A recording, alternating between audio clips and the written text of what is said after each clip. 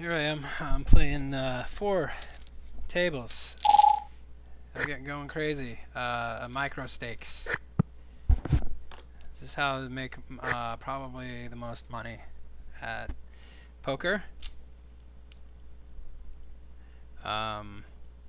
Is just to play the micro stakes games because you can make probably the most profit because you're playing small stakes, but you're playing a lot of them.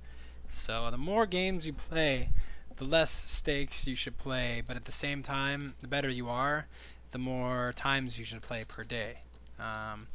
So if you're only playing 3 times per day, you should probably have a pretty good skill level, but be playing less tables than normally you might, especially if it's the weekend, because weekends tend to be a lot softer and it's lighter outside. So if that helps you at all, that's helped me immensely become a profitable micro stakes player.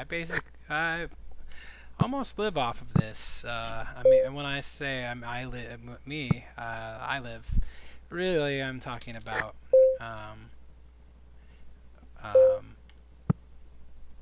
online. Like, it allows me to buy into all the games that I need to and stay alive. That's what I'm saying. I live off of this virtually. My poker game lives off of this stakes. How about that? I still have a regular job, unfortunately. I'm going to get some chips here, keep a full stack. When I'm playing at such low stakes, I like to make sure I have the biggest stack possible.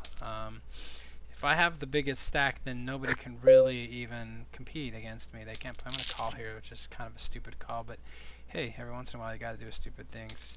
And this guy has 4 cents in a stack. I have to call 40, and I don't think it's good. It's a good call.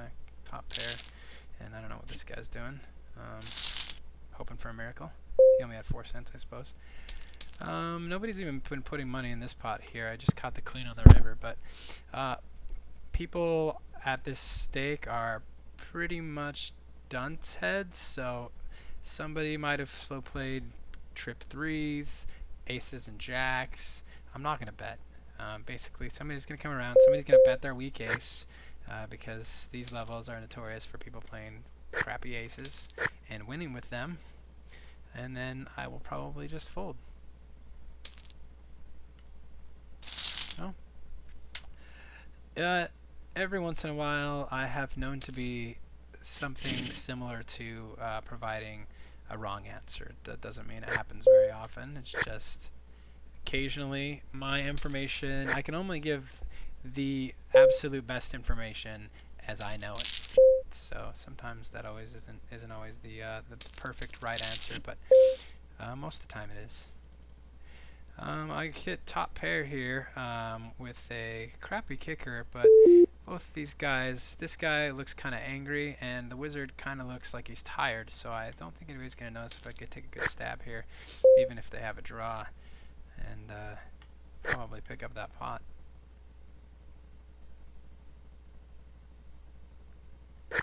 Yep, I was right. Look, he was tired. Did you see how long it took him to act? You know, it really pays to pay attention to those kind of things, to people's avatars, and the mood of their avatar is very important in online poker. Live, you can get a read off of somebody's face. You can look in their face and decide if they are, happy or sad or angry. This is a good flop for me. I'm just gonna check it. The only thing I'm really scared about is a diamond coming. But online, you are not sitting across the table from somebody. You are sitting. There's the 9. Well, I still have outs, even if somebody made a full or a diamond flush here. Online, you're sitting across the computer from somebody. I'm hoping this guy. I'm just gonna bet him again. You're sitting across the world from somebody a lot of times. Did he have the diamond flush? No. He had flush draw and he called. Oh, he had a pair of 8s. Well, of course. I mean, why wouldn't you call it a pair of 8s on the river there? Maybe I was a little too hard on the wizard. being how he's tired and all, but at these stakes, like I've said in previous videos, basically at micro stakes, you just don't even think. Just go all in at random times. Really will increase your winning probability if you do that. Call people that don't raise ever. They probably have 7 deuce. It's pretty likely. I'm gonna call here because I think that guy's. I'm putting him on 7 deuce. It's actually a pretty decent flop for me, except for the hard flush draw and the straight draw, and the fact that I don't have a heart in my hand. Let's just push this guy all in. He probably has pocket queens.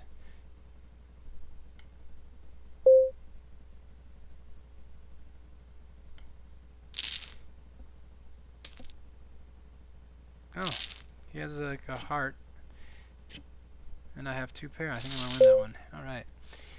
This flop was not good for me. I'm just gonna dump it. Like I was saying, the most important thing about these stakes is just not to care. If you care, then you'll probably lose, and not to really pay that much attention. And not to try to make reads on people unless, of course, you pick something up on their avatar. Then, you know, those are pretty solid reads, and I would just go ahead and stick with those. But everything else, betting patterns. The people don't have betting patterns. They have they don't have betting patterns. I'm just gonna raise the pot here. This is actually this guy raised here. He hasn't raised yet. I'm just gonna call actually. Here I have king 6 in the big blind. I'm just gonna dump that. I like king 6, but not when it's in the big blind and when it's suited and when it's actually ace king. It's a pretty good hand. Ace queen. I probably should have raised here. This guy raised a 16. Okay, another 4 cents. Probably everybody's gonna dump their hand. I'm just gonna probably push here and hope for the best because I'm pretty sure that nobody has a good hand. Somebody might have a small pocket pair. I might have a coin flip, but this hand's just playing out too weirdly. The 4-cent raise seems like an idiotic move. I probably need a lot of help in this hand, but at this level, you never know. Somebody has probably deuce 3, deuce 7. Come on, big money. Well, the pot's $6.60. That's probably as much as I make per half minute at my job. So, oh, pocket aces. I need a lot of help with my queen. Can we just get some queen action out there? I'm gonna have to refill here.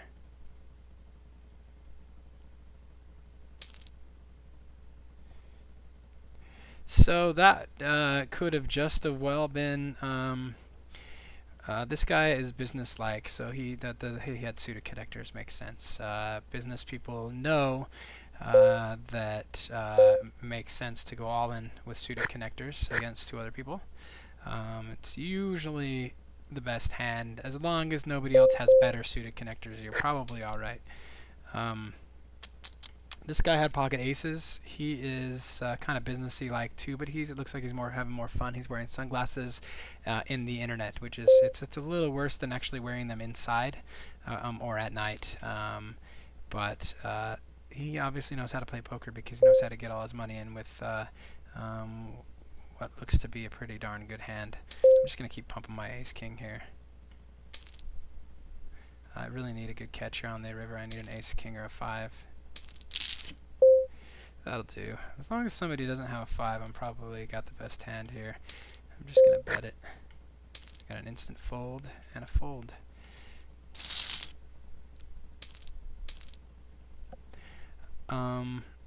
Anyways, what was I saying about this guy? Oh, he obviously knows how to play poker because he knew this guy had kings and he could push. He could get all the money in with pocket aces. That was pretty well played, actually.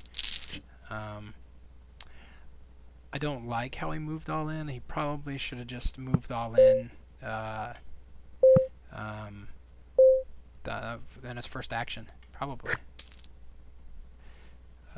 10-5 offsuit. 10-5 suited I will play. It's one of my favorite hands. It's a monster when it hits right. You can't make a straight without a 10 or a 5, so there you're holding 2 straight cards. If somebody's trying to make a straight and they're missing a 10 or a 5, you've pretty much got them strapped. They're looking for 6 outs instead of 8. That's pretty good. So as long as you hit something with your 5s or 10s that's not a 10 or a 5, then you're looking pretty good. Or if you make a straight with a 10 or a 5, then you have the straight card that somebody else might need for their straights. So 10-5 is actually a pretty powerful hand, especially when it's suited. That gives you probably about 3 more percent tile points pre-flop. This is a pretty good flop for me. I have bottom pair with a gut shot full house draw. Let me check here. You know, if the right 3 cards came after this, then I might be able to make the best hand. It would be pretty awesome. I'm not going to fold for 2 cents. That's just ridiculous. Probably check here and make sure I make a bet on the river, because I will have the best hand. Jack King is a great hand to play right next to this little guy. I like to call it the D button. I'm not exactly sure what it stands for. But it looks like a little button, and it's a D. I tried clicking on it, and it does nothing. So if anybody out there knows what the D does, the D button, I would greatly appreciate you letting me know. Or if you know how to click on it and make it do something. I have noticed that it moves around the table in clockwise patterns, and that the blinds are to the left of it, but that's about as far as I've gotten. Look, see, the D button's on me now, and I still can't click it. So I don't know what's going on with that. Oh, I kind of gave up on clicking that. Let's see, where am I at? Let's see if I've made any money here. I've lost $3.52 at that table. I've won 3 cents at this table. Won 9 cents at this table. That's not me. And won 96 cents at this table. So overall, I'm just about even, I think. Poker players pride themselves on math, but I don't think math's really that important. But I'm pretty sure that I'm just about even. 352 minus, yeah. I might be down a couple cents or so, but that's all. And 10, I really need a lot of help there. I'm just gonna dump that. Ace 9. This is a really good flop for Ace 9 of clubs, because I have the 9. I have an overcard to the board, which is the ace, and I also have a backdoor I have a backdoor quad draw, and I also have a backdoor flush draw, which means that if 2 flush cards come that aren't what somebody else is looking for, there's a good chance that I have the best hand. My avatar I chose as a ninja. The reason for that is because everybody knows that ninjas play some of the best poker out there. Although it's really hard to find a ninja card room, but they are out there. You really have to search pretty far and wide. This was actually a horrible card for me because it makes it possible that somebody's drawing to a straight now. Probably just going to call anyway. It's hard to know if I have the best hand here. It's possible I probably should just call, because I am afraid that somebody has like 4 4s or something like that. Let's just get crazy. Hopefully I have the best hand.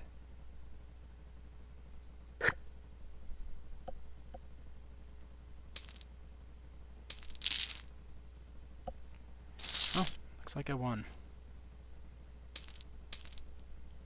I feel like I got pretty lucky in that hand because nobody had the 4 4s.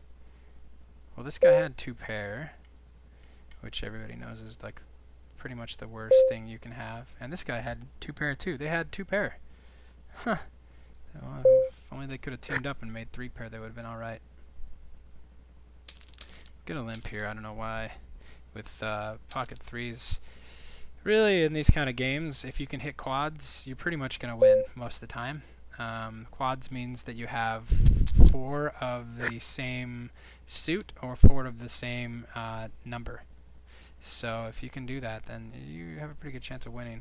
This guy just raised here to 49. That's a lot. I don't think he's actually really allowed to do that, so I'm just going to fold and probably report that somehow. 8-cent bet. I'm really looking here. I'm just gonna fold. Probably was the wrong decision. People tend to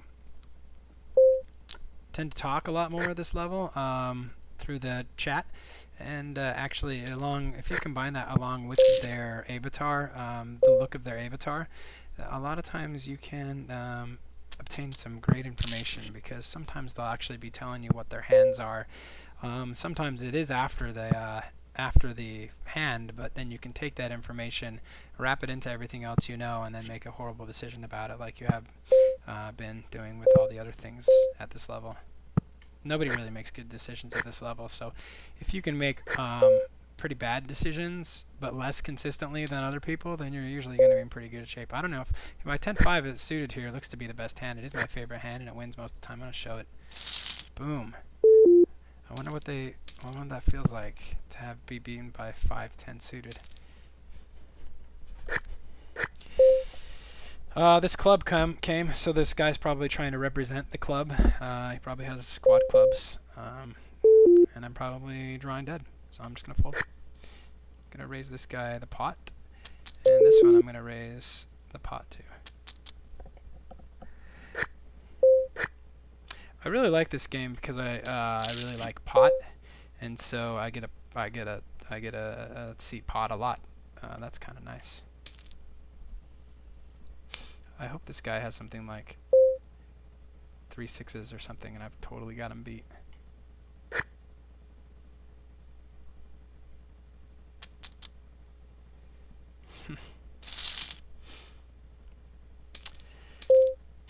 How am I doing now? I think I'm still losing money. This one I've lost $2.07. This one, that one, just about even still. Well, that's it. You've seen me pretty much do a pretty good job, as best can be good as can be expected at this level. I hope everybody learned hope everybody watched the video and enjoyed it, and hopefully I'll be able to post another one for you. Yep. All right. Have fun, everybody, and have fun at the tables, and we'll see you at the final table of the cash game.